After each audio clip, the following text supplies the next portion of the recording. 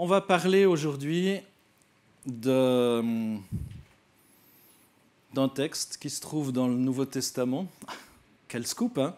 Et dans une précédente prédication, je vous ai parlé du thème que rien ne peut nous séparer de l'amour de Dieu manifesté en Jésus-Christ notre Seigneur. C'est Romains 8, 38, 39, où il est écrit, en effet, j'ai l'assurance que ni la mort, ni la vie, ni les anges, ni les dominations, ni le présent, ni l'avenir, ni les puissances, ni la hauteur, ni la profondeur, ni aucune autre créature ne pourra nous séparer de l'amour de Dieu manifesté en Jésus-Christ notre Seigneur. Ça fait partie aussi, et j'aime bien suivre par rapport aux lectures qu'on fait ensemble pour ceux qui participent. Donc il y a ce plan de lecture du Nouveau Testament.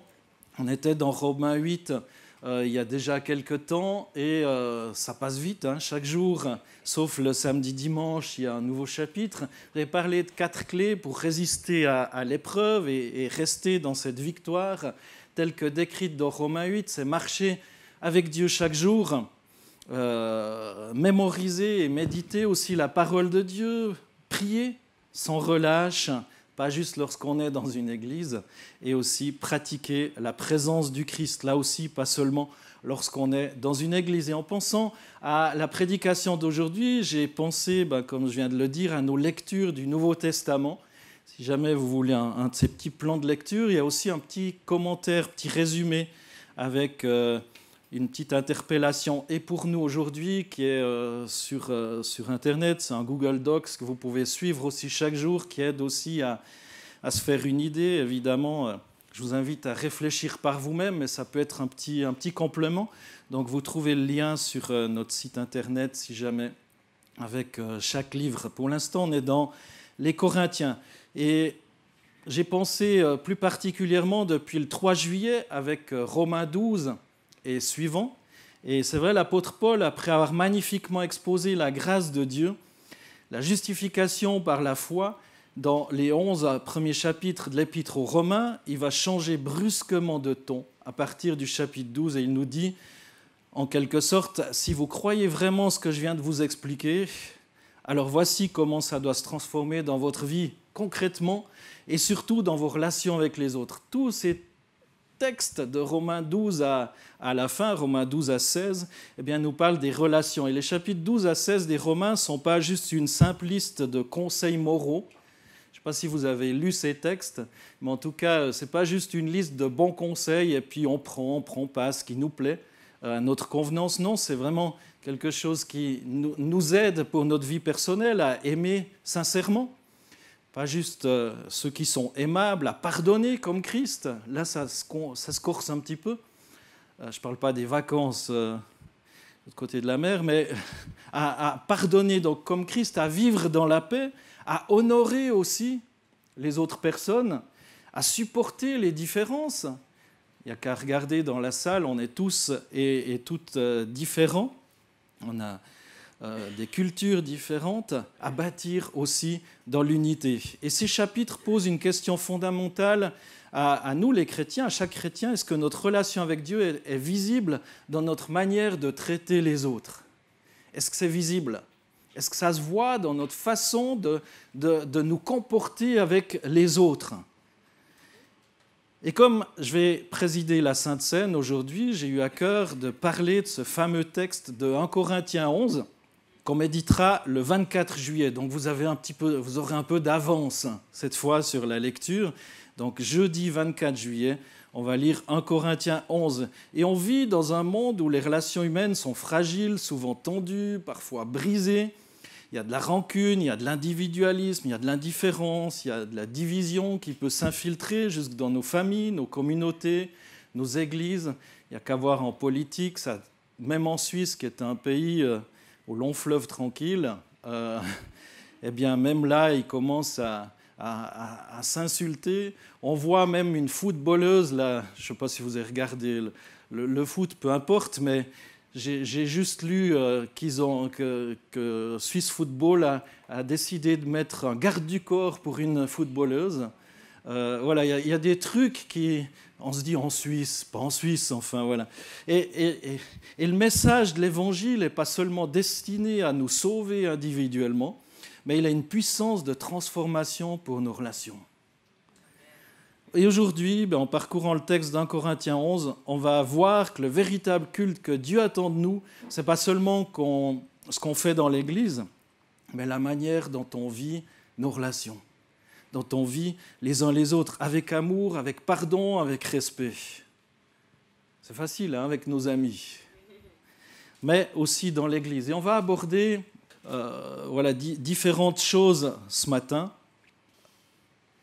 C'est ce que je vous ai dit, qu'on voyait dans Romains 12 à 16, d'aimer sincèrement, de pardonner comme Christ, de vivre dans la paix, d'honorer les autres, de supporter les différences et de bâtir dans l'unité. Ces fameux 3 points qu'on va voir ce matin, c'est la Sainte Seine.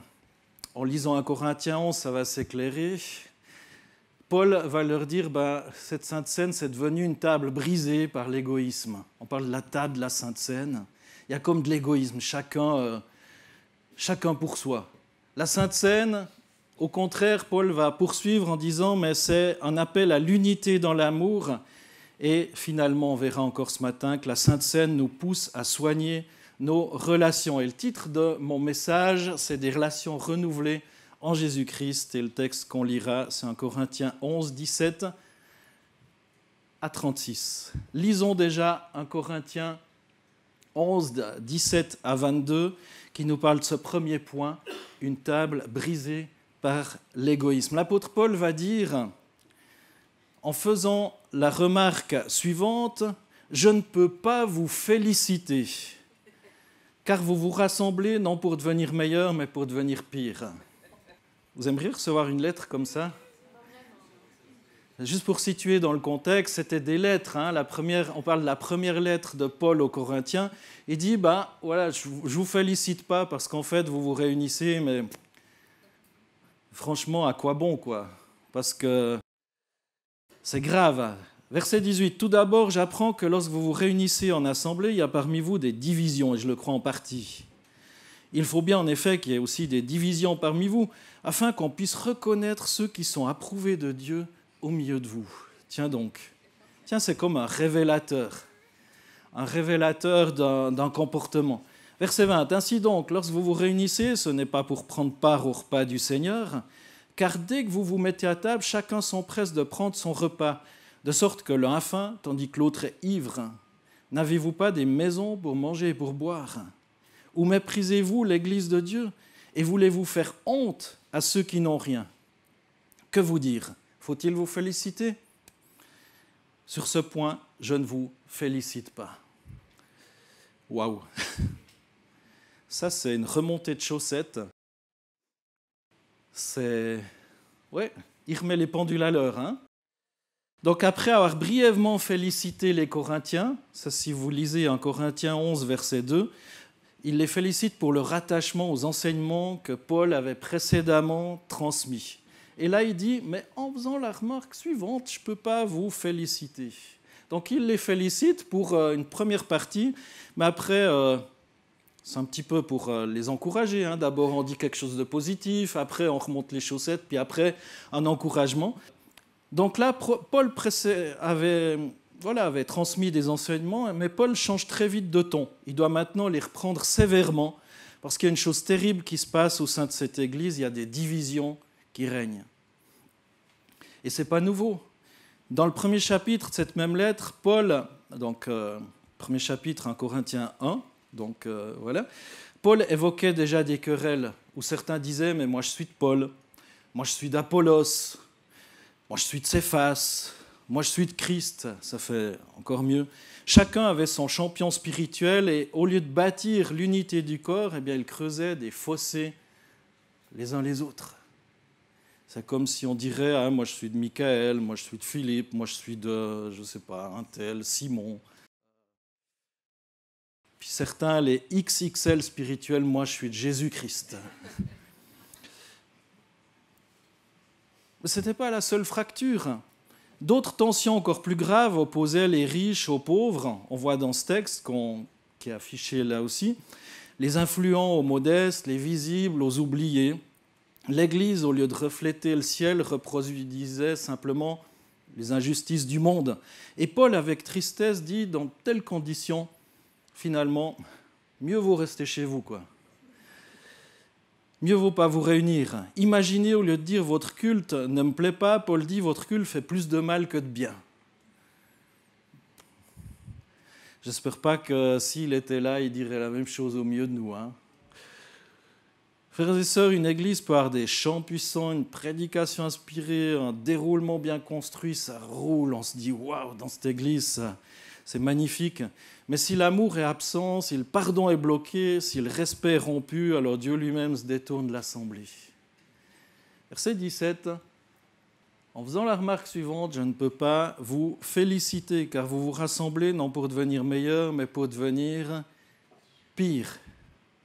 Moi, j'aimerais pas recevoir une lettre comme ça. Et à Corinthe, la Sainte Seine, le moment de communion, est devenu comme un lieu de division. Ils se retrouvaient et après un repas, ils prenaient la Sainte Seine, mais ils avaient l'habitude de manger ensemble, ça s'appelle des agapes, des agapés, un véritable moment de partage, d'amour. Et après ce repas, ils prenaient ensemble la Sainte Seine en souvenir du sacrifice de Jésus. Mais rapidement, il y a des abus qui sont apparus, l'esprit d'amour s'est perdu. Très vite, il y a les disciples qui sont encore juste pas morts, que déjà, ils sont déjà mal en point.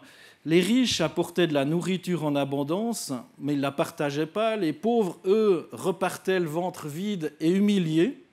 C'est ce qu'on lit dans ce texte. Certains allaient même jusqu'à s'enivrer, que d'autres aussi avaient faim. Vraiment une grande disparité. Et comme la Sainte Seine avait lieu après ce repas, certains prenaient le pain et le vin sans aucun respect, même parfois sous l'effet, l'influence de l'alcool. Et Paul dénonce cette situation avec fermeté. Ce qui devait être un moment d'unité était devenu un spectacle de division. Ils prenaient quelque chose, mais sans plus aucune signification véritable par rapport à ce qu'ils étaient en train de faire. Et le repas de l'amour ne reflétait plus du tout Jésus-Christ. Paul n'est pas juste déçu, mais je crois qu'on ressent vraiment dans ce texte son indignation. Il est indigné. Il dit clairement que ce comportement annule la signification même de la Sainte Seine. Et quand nos relations sont marquées par l'indifférence, l'orgueil, l'exclusion, on offense le corps du Christ. Une église peut prêcher la vérité et pourtant pas vivre l'amour du tout. On lira aussi le 28 juillet, on lira un Corinthiens 13. Un Corinthiens 13 nous dit on peut tout avoir, même des prophéties, parler en langue, machin, truc, tout. Mais si on n'a pas l'amour, on est comme une cymbale qui fait du bruit. C'est vide. La cymbale, pour qu'elle résonne, elle doit être vide, à part si elle est électronique, parce qu'il y a des petits câbles dedans, mais ça c'est autre chose. Paul nous renvoie à Romains 12,10 « Par amour fraternel, soyez pleins d'affection les uns pour les autres et rivalisez d'estime réciproque. » J'aime bien ce terme « rivaliser ». Des fois on parle de rivalité, mais là c'est rivaliser d'estime réciproque. C'est Second 21 qui traduit ainsi. Et la question à se poser, est-ce que je contribue à l'unité ou à la division dans mon Église ? À chacun de répondre. On ne peut tout simplement pas se permettre de rester en conflit pendant des mois sans jamais chercher la réconciliation, selon ce texte d'un Corinthiens 11. Éphésiens 4, 26, 27 nous dit « Si vous vous mettez en colère », ce n'est pas dit « Ouh, c'est mal de se mettre en colère ». Ça peut arriver, des fois, on reste humain, quoi. Si vous vous mettez en colère, ne péchez pas. Là encore, on ne doit pas balancer n'importe quoi à n'importe qui. Que le soleil ne se couche pas sur votre colère et ne laissez aucune place au diable. Là encore, réglez rapidement. Ok, tu t'es mis en pétard. Déjà, ne pêche pas, ne dis pas n'importe quoi, des grossièretés ou des insultes. Mais si tu t'es mis en colère, ne pêche pas et que le soleil ne se couche pas sur ta colère. Et ne laisse pas de place au diable. Waouh! Je ne sais pas si vous imaginez dans des familles, dans des couples, déjà les changements qu'il y a ou qu'il y aurait si on applique cette parole-là. Si on se dit, mais je ne veux pas me coucher sur ma colère. Je veux régler les choses. Et ce qui se passe dans les familles va se reproduire par extension aussi dans la société, dans le respect.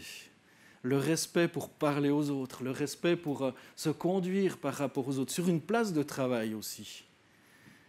Même, je pense, dans des milieux où tous ne sont pas croyants, on est appelés, nous, à vivre comme des croyants.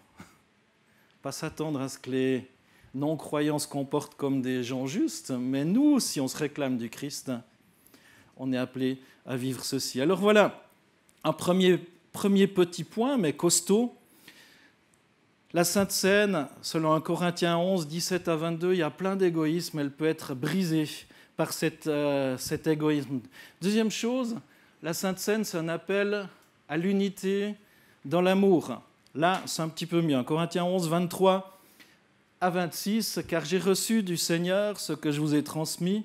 Le Seigneur Jésus, la nuit où il a été arrêté, a pris du pain. Après avoir remercié Dieu, il l'a rompu et a dit « Prenez, mangez, ceci est mon corps qui est rompu pour vous. Faites ceci en souvenir de moi. » De même, après le repas, il a pris la coupe et a dit « Cette coupe est la nouvelle alliance en mon sang.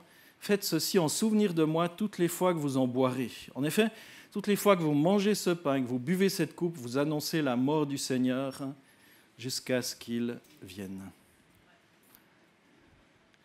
C'est fort comme texte. On prendra tout à l'heure la Sainte Seine. On est invité à cette table, mais Paul va dire « Mais j'ai reçu du Seigneur ce que je vous ai transmis. » Le Seigneur Jésus, dans la nuit où il a été livré, arrêté, il a pris du pain. Cette coupe est la nouvelle alliance en mon sang. Paul revient au fondement. Le dernier pas de Jésus, la Seine, ce n'est pas une tradition de l'Église. Ce n'est pas juste quelque chose qu'on fait comme ça par tradition, parce que ça se fait, donc on est obligé de prendre la Sainte Seine. Non, ce n'est pas une tradition. C'est le cœur de l'Évangile. Vous annoncez la mort du Seigneur jusqu'à ce qu'il revienne. On revient à la croix, à l'œuvre de la croix, ce que Jésus a accompli. À ce pourquoi Jésus est venu sur cette terre. Il proclame l'amour, le sacrifice du Christ qui a donné sa vie pour former un seul corps. Dans Romains chapitre 12 et 13, on trouve ces versets 4 et 5 du chapitre 12. Paul dit en effet, « De même que nous avons plusieurs membres dans un seul corps et que tous les membres n'ont pas la même fonction, de même, nous qui sommes plusieurs, nous formons un seul corps en Christ et nous sommes tous membres les uns des autres, chacun pour sa part. » Prendre la Seine, c'est donc proclamer notre unité. On est tous membres les uns des autres. Est-ce qu'on peut prendre la Sainte Seine s'il nous manque un bras? Bien sûr, physiquement. Mais si on est dans cette désunion, Paul va dire dans ce texte de Romains 12 qu'on a lu il y a quelques semaines en arrière, on est tous membres les uns des autres, chacun pour sa part. De même qu'il y a plusieurs membres dans un seul corps, tous les membres n'ont pas la même fonction, de même nous qui sommes plusieurs, nous formons un seul corps en Christ. Et c'est ça aussi, prendre la Seine, c'est donc proclamer notre unité en Christ. Imaginez une famille réunie autour d'un repas, mais où personne ne se parle. Bon, ça devient parfois aussi l'habitude avec les téléphones portables, où chacun méprise les autres, où l'ambiance est glaciale. Ce repas, c'est une honte, ce n'est pas une fête. Tu peux manger tout seul chez toi ou ailleurs, ou dans la nature, mais il n'y a pas besoin d'être ensemble. Il n'y a pas de communication, il n'y a pas de communion. Prendre la Seine sans amour pour son prochain, c'est une insulte à l'œuvre de la croix. C'est une insulte. 1 Corinthiens 13, de nouveau le 28 juillet, il faudra vraiment lire ce texte ou relire ce texte, déjà vous préparer aussi. C'est cette importance. Donc la Sainte Seine, comme je viens de vous le dire, c'est un appel à l'unité. La Sainte Seine, pour terminer, nous pousse à soigner nos relations. 1 Corinthiens 11, 27 à 34, on trouve ça. C'est pourquoi celui qui mange ce pain ou boit la coupe du Seigneur indignement sera coupable envers le corps et le sang du Seigneur. Waouh! Là, Paul, il dit, mais ce n'est pas une tradition que vous faites. Là, il rappelle les Corinthiens comment ils mangeaient, ils se goinfraient, certains étaient ivres, certains étaient pas dans un joli état. Et il dit, celui qui mange et boit la coupe du Seigneur indimement sera coupable envers le corps et le sang du Seigneur. En d'autres termes, Paul il dit, mais tu tombes sous le jugement de Dieu. Que chacun donc s'examine lui-même et qu'ainsi il mange du pain et boive de la coupe. Il y a un examen de conscience qui doit être fait en prenant part à la Sainte Seine. Ce n'est pas à moi de dire, toi tu es digne, toi tu n'es pas digne, toi tu peux pas. Il n'y a que Dieu qui juge dans un cœur. Il n'y a que Dieu qui regarde au plus profond du cœur. Vous savez, on peut faire un grand sourire, puis à l'intérieur penser tout autre chose. Que chacun donc s'examine lui-même, on est très fort pour examiner les autres, mais là c'est un petit peu la paille et la poutre, enfin on s'examine chacun soi-même. Et c'est pas dit et que tu prennes pas, c'est dit et que tu prennes, parce que le but c'est de changer. Que chacun s'examine soi-même et qu'il mange du pain et boive de la coupe. Car celui qui mange et boit indignement sans discerner le corps du Seigneur mange et boit un jugement contre lui-même. C'est pour cela qu'il y a parmi vous beaucoup d'infirmes et de malades, et que plusieurs sont morts. Vous avez déjà lu ce texte ? Si nous nous examinions nous-mêmes, nous ne serions pas jugés. Ce n'est pas dit si nous n'examinions pas notre frère ou notre sœur, c'est dit si nous nous examinions nous-mêmes, nous ne serions pas jugés. Mais quand nous sommes jugés, c'est le Seigneur qui nous corrige afin que nous ne soyons pas condamnés avec le monde. Ainsi, mes frères et sœurs, lorsque vous vous réunissez pour le repas, attendez-vous les uns aux autres. De nouveau, on est appelé à s'attendre les uns aux autres. Il y a cette unité, cette communion, cette communication. Si quelqu'un a faim, qu'il mange chez lui. Je vous ai dit, il y avait tout un repas que les Corinthiens faisaient, afin que vous ne vous réunissiez pas pour attirer un jugement sur vous. Quant aux autres questions, je les réglerai quand je viendrai chez vous. Donc Paul répondait à des questions par rapport à la scène. Versets 28 et 29, 1 Corinthiens 11, « Que chacun donc s'examine lui-même et qu'ainsi il mange du pain et boive de la coupe. Car celui qui mange et boit indignement, sans discerner le corps du Seigneur, mange et boit un jugement contre lui-même. » La Sainte Seine qu'on prendra tout à l'heure, ce n'est pas un porte-bonheur.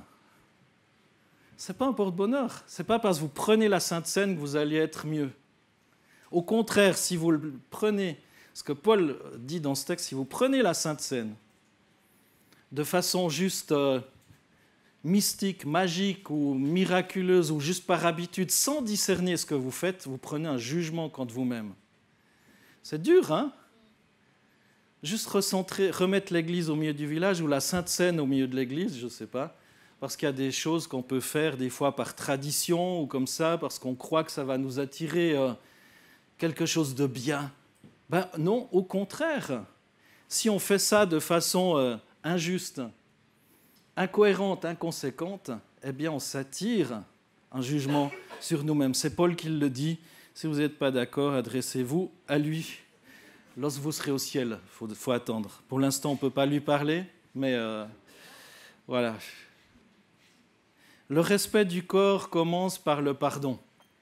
Paul appelle à un examen personnel, non pas pour nous condamner, mais pour nous réconcilier notre cœur avec Dieu et avec les autres. Discerner le corps, ce n'est pas juste reconnaître le pain comme symbole du Christ, c'est aussi reconnaître l'Église comme son corps. Et si on en revient à Romains 14 et 15, 15-7, il est dit « Accueillez-vous donc les uns les autres comme Christ vous a accueillis pour la gloire de Dieu. » Accueillez-vous. Vous avez déjà salué votre voisin ou peut-être la personne qui est juste devant ou derrière. Allez, saluez-vous. Accueillez-vous.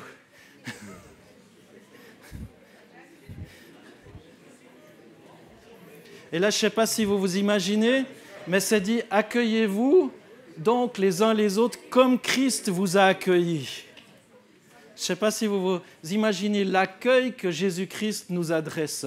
C'est fort. Et il en rajoute une couche dans la lettre aux Colossiens, ça sera un petit peu plus tard, que vos paroles soient toujours agréables et pertinentes. Bon, c'est le cas, hein. Sachez répondre à chacun de la bonne manière. Waouh. Vous allez encore lire le Nouveau Testament? Ça, Colossiens 4, ça sera... Oula. Colossiens 4, c'est le 16 septembre, si jamais. Donc, la parole de Dieu nous dit pardonner avant de prendre part à ce repas de communion avec le Seigneur, mais aussi les uns les autres. Allez vers celui qu'on a blessé, refusez de participer au repas du Seigneur si l'on garde rancune. C'est aussi un acte de respect et pas d'hypocrisie lorsqu'on prend la Sainte Seine. Donc pardonnez. Ce matin, avant de prendre la Seine, je vous invite juste à pardonner. Si c'est possible de le faire même ce matin, le faire ce matin, pas attendre demain. Et si ce n'est pas possible, de prendre la ferme résolution, de tout faire pour que dans les prochains jours, vous puissiez pardonner aussi. Allez vers celui qu'on a blessé. Peut-être vous avez eu des propos qui ne reflètent pas ce que la parole de Dieu nous invite à avoir. Allez dans ce sens-là. Et refusez aussi de participer au repas de la Seine si vous choisissez malgré tout de dire « Non, c'est trop grave ce qu'on m'a fait, je ne peux jamais pardonner ». Alors je parle dans des conditions de frères et sœurs dans l'Église, évidemment. Il y a d'autres choses où il faut un processus. Si une personne a été violée, abusée ou d'autres choses, ça c'est... il ne faut pas me faire dire non plus ce que je ne dis pas, mais dans des relations naturelles, je dirais. Donc en conclusion, vivre la Sainte Seine, c'est comme une déclaration d'amour. La Sainte Seine, ce n'est pas seulement un moment spirituel, c'est un engagement communautaire. Chaque fois qu'on la prend, on affirme qu'on est unis en Christ, qu'on aime en vérité et qu'on marche dans le pardon. C'est aussi un repas d'unité, un repas de respect, un repas d'amour, bien évidemment un repas d'alliance avec le Seigneur, cette nouvelle alliance. Et si nos relations sont brisées, la table de Christ nous appelle à la réconciliation. Réconciliation avec Christ, mais réconciliation aussi les uns avec les autres. Si notre cœur est froid, la coupe nous rappelle le sang du pardon. Et si on se sent indigne, le pain nous dit que Christ a tout payé pour nous, pour qu'on soit un en lui. On ne peut pas mériter, c'est une grâce. Mais cette table de la Sainte Seine nous dit que Christ a déjà tout accompli. Et avant de s'approcher de la table du Seigneur, approchons-nous peut-être d'un frère, d'une sœur, pour libérer le pardon aussi, ou demander pardon. Avant de rompre le pain, rompez aussi l'orgueil. Bien souvent, ce qui nous empêche d'aller de l'avant, c'est notre orgueil, parce qu'on ne veut pas qu'il soit dit qu'on a capitulé. Avant de boire la coupe, laissez tomber aussi les rancunes. Alors, Paul va dire non, je ne veux pas que la Sainte Seine soit une table brisée par l'égoïsme. Stop maintenant. Stop cet égoïsme, ces mascarades de religiosité où on va accomplir des trucs. Mais on n'en a que faire de l'ensemble de l'Évangile. Et Paul il rappelle que la Sainte Seine, c'est un appel à l'unité dans l'amour. La Sainte Seine nous pousse à soigner nos relations. Bien sûr, j'ai parlé des relations avec les autres, mais il y a aussi une relation encore plus essentielle, c'est notre relation avec Dieu lui-même. Il y aurait tellement de choses à dire encore ce matin. C'est sûr, si quelqu'un vit en négligeant Dieu, en s'installant dans le péché, dans l'adultère, dans le mépris volontaire de la parole de Dieu, alors ce repas, il n'est pas pour lui. C'est un appel à être en ordre les uns avec les autres, mais en ordre dans cette dimension-là, les uns avec les autres, mais en ordre aussi avec Jésus, avec le Père. Ça rappelle la croix, le bois qui est dans ce sens-là et qui monte aussi au ciel. Si vous avez les petits trucs mnémotechniques, être en paix avec Dieu, c'est aussi important. Participer à la scène sans se soucier de sa vie spirituelle, c'est mépriser l'alliance que Dieu a scellée par le sang de Jésus. On aime bien se nourrir de choses saines, de choses qui ont été cultivées, on sait d'où ça vient, on regarde la provenance et autres. On fait beaucoup d'efforts pour bien manger, bien se nourrir. Et faisons autant d'efforts au moins pour nourrir spirituellement, nourrir de la parole de Dieu. Et ce repas devient un moment de grâce si on vient avec un cœur sincère, conscient de ce qu'on fait, désireux de marcher en accord dans cette alliance avec notre Dieu. Et finalement, la scène, ce n'est pas pour les parfaits, mais pour ceux qui se repentent. Si vous attendez d'être parfait pour prendre la scène,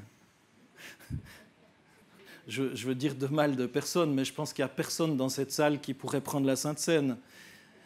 Ni moi, bien évidemment. Ce n'est pas pour les orgueilleux, mais c'est pour ceux qui reconnaissent leurs besoins, de la grâce, de la miséricorde de Dieu. Alors si ce matin on est dans cet état d'esprit où on dit « Seigneur, au secours, viens-moi en aide pour que je puisse pardonner, pour que je puisse aimer, pour que je puisse vivre selon ta parole, selon ce qu'on a vu ce matin et bien plus encore dans tous les évangiles, eh bien ce repas, il est pour vous.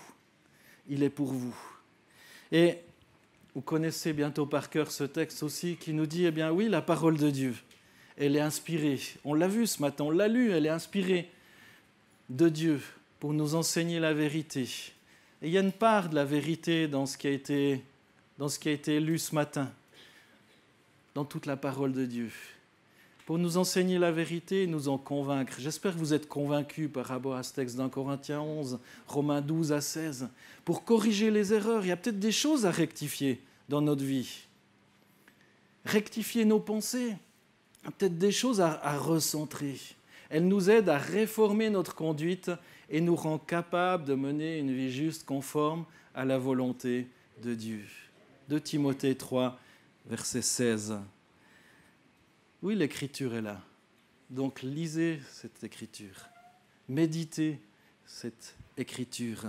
Et ce matin, eh bien, on est invité à venir à la table du Seigneur. Cette Sainte Seine, ça ne doit plus être une table brisée par l'égoïsme, mes amis. On l'a entendu, hein. S'il y a des choses qui sont là, je crois qu'on est appelé à régler ou à prendre la décision de régler. Que ce soit un comportement pernicieux, un comportement qui n'est pas en accord avec la parole de Dieu, c'est entre Dieu et nous, mais ça peut être aussi avec tel frère, telle sœur. Un appel à cette unité dans l'amour. Et la Sainte Seine, comme je l'ai dit, eh bien, nous pousse à soigner nos relations, à soigner. Que chacun donc s'examine lui-même et qu'ainsi il mange du pain et boive de la coupe.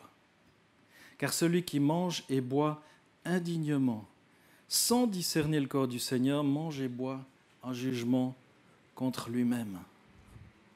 J'espère pas dissuader des uns ou des autres de prendre part à ce repas, parce que c'est un repas de grâce. Cet examen de conscience ne doit pas vous mener à ne pas prendre, à part si vous voulez vous entêter dans un chemin qui n'est pas celui que le Seigneur a tracé pour nous, les êtres humains. Un chemin qui n'est pas hors de notre portée, vu qu'il nous rend capables de mener une vie juste, conforme à sa volonté. Un chemin qui est à notre portée, avec son aide. Mais dans la mesure où on dit « Oui, Seigneur, j'ai besoin de toi. Seigneur, je veux vivre dans le pardon, dans la grâce, dans cette communion avec toi, mais dans cette communion aussi avec mes frères et sœurs. » C'est possible ce matin, mes amis. Je vous en supplie, faites le bon choix. C'est assez dur de lire que même... On n'aime pas le dire, hein. Souvent on dit « Ah, mais prenez-en tous, voilà. » Mais ce verset 30 d'un Corinthiens 11 dit « C'est pour ça qu'il y a parmi vous beaucoup d'infirmes, de malades et que plusieurs sont morts. » On n'aime pas trop, hein. Si nous nous examinions nous-mêmes, nous ne serions pas jugés. Donc là, un petit examen de conscience. On dit « Oui, Seigneur. » On dit oui au Seigneur, oui à sa parole, oui au pardon, oui à la grâce.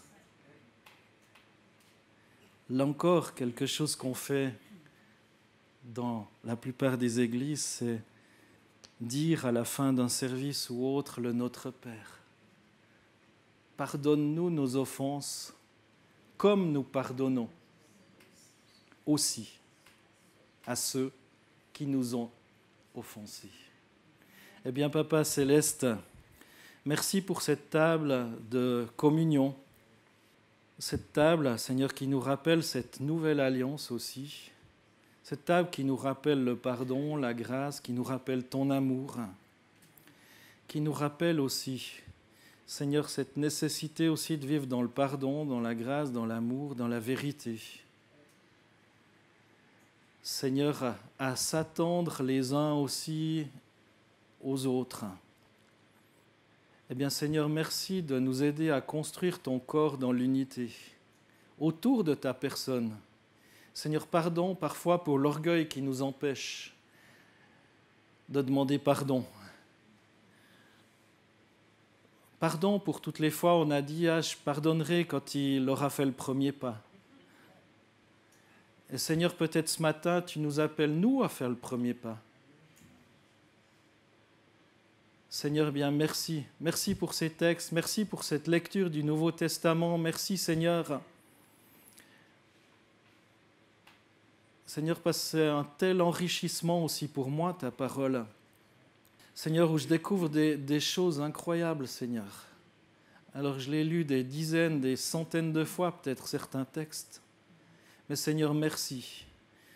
Merci aussi parce que cette parole s'est faite chair. Tu es venu sur cette terre. Ton sang a coulé. Ton corps a été livré, crucifié. Mais Seigneur, la mort n'a pas pu te retenir. Tu as vaincu, tu as triomphé de cette puissance des ténèbres. Et aujourd'hui encore, eh bien, tu nous rends capables de triompher des ténèbres en nous confiant en toi.